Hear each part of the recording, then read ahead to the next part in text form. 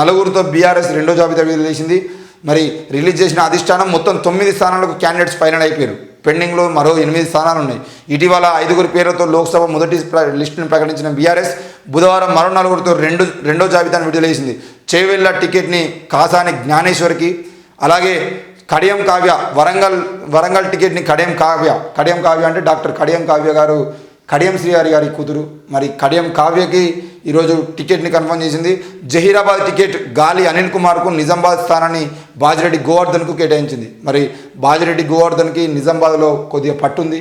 మరి ఆ పట్టు మేరకు ఆయన చుట్టూ ఉన్నటువంటి యువకులు ఎవరైతే ఉన్నారో వాళ్ళందరినీ చూసుకొని ఈరోజు బాజిరెడ్డి గోవర్ధన్కి టికెట్ ఇచ్చారు. మరి బాజిరెడ్డి గోవర్ధన్ నిలబడగలుగుతారా లేదా?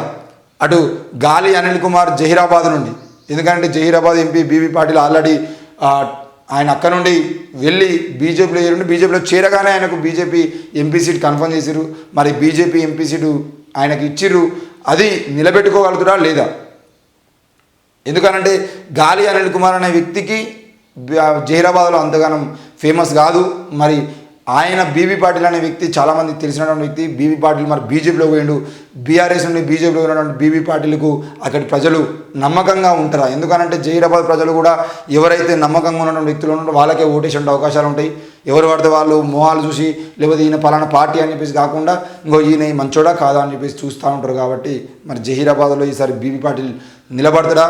లేదు అనంటే ఈ గాలి అనిల్ కుమార్ నిలబెట్టుకోగలుగుతారా? లేదు అంటే కాంగ్రెస్ పార్టీ నుండి వచ్చేటువంటి అభ్యర్థి ఉండగలుగుతారా? ఎవరు ఉంటారు ఏంది అనేది కూడా అర్థం కాని పరిస్థితి ఉంది. కాబట్టి మరి జహీరాబాద్లో చాలా తగ్గపోరు ఉండే అవకాశాలు అయితే ఉన్నాయి.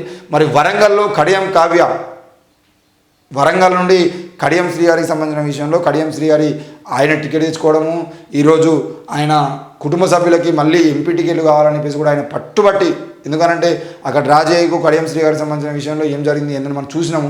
మరి ఈరోజు కడియం కావ్యకు టికెట్ వస్తుందని చెప్పేసి తెలిసే ఆరు రమేష్ నాకు టికెట్ బీఆర్ఎస్ నుండి టికెట్ రాదు కాబట్టి నేను బీజేపీలో పోతే కనీసం ఎంపీ టికెట్ వస్తుందని చెప్పేసి అనుకున్నాడు. మరి కడియం కావ్యకు సపోర్ట్ చేస్తారా ఆరు రమేష్, లేదంటే బీజేపీలోకి పోతాడా?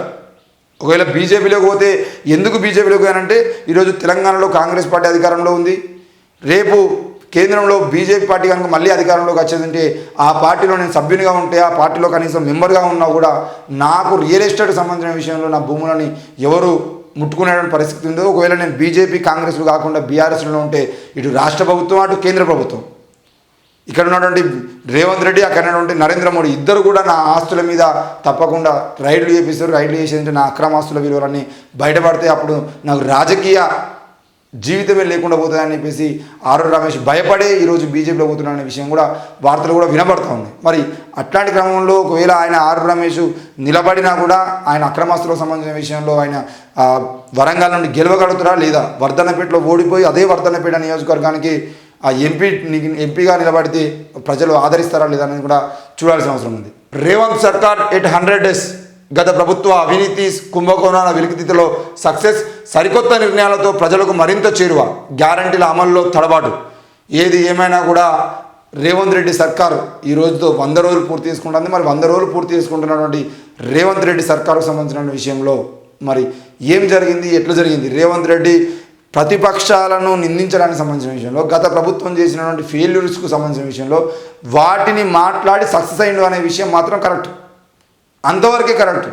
మరి 6 గ్యారెంటీల అమలుకు సంబంధించిన విషయంలో కానీ మిగతా విషయాల్లో కానీ వాళ్ళు ఏం చేస్తున్నారు, ఎట్లా చేస్తున్నారు, ముఖ్యంగా రేవంత్ రెడ్డి ప్రభుత్వం ధరణి విషయంలో తీసుకున్న నిర్ణయాలు కానీ, లేదు అనంటే రైతు బంధు తీసేసి మేము రైతు బీమా లేదంటే మిగతా అన్ని చేస్తామని చెప్పినప్పుడు ఇప్పటి వరకు 3 ఎకరాల కన్నా పైన ఉన్నటువంటి వాళ్ళకి ఎవరికి రైతు బంధు పడ్డటువంటి దాఖలాలు లేవు.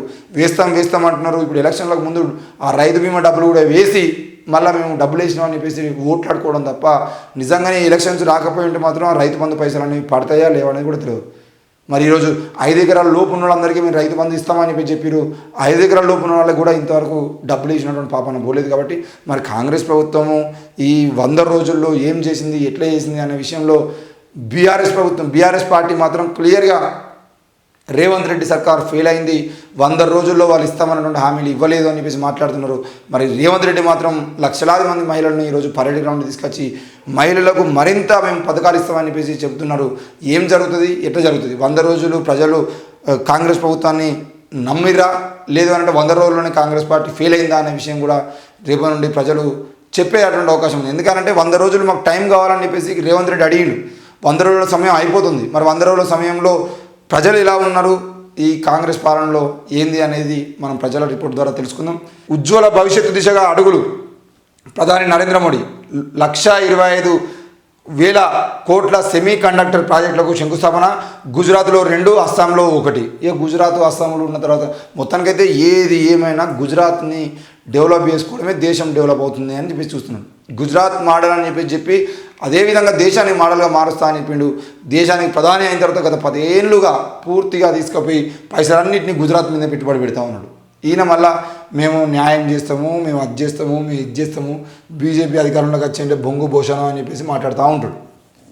కేంద్రంలో అధికారంలో ఉన్న తర్వాత కేంద్రంలో ప్రధానిగా ఉన్నటువంటి వ్యక్తి చేయాల్సింది ఏంటి అని అంటే అన్ని రాష్ట్రాలను సమన్యాయంగా చూడాల్సిన బాధ్యత కేంద్రంలో అధికారంలో ఉన్నటువంటి వ్యక్తుల మీద ఉంటుంది. కానీ ఈయన అట్లా కాదు.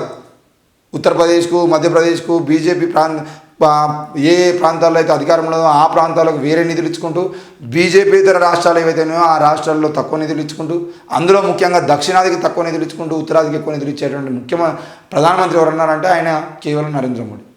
దేశం మీద ప్రేమ కాదు, ఆయన కేవలం ఉత్తరాది మీద మాత్రమే ప్రేమ ఉంటుంది.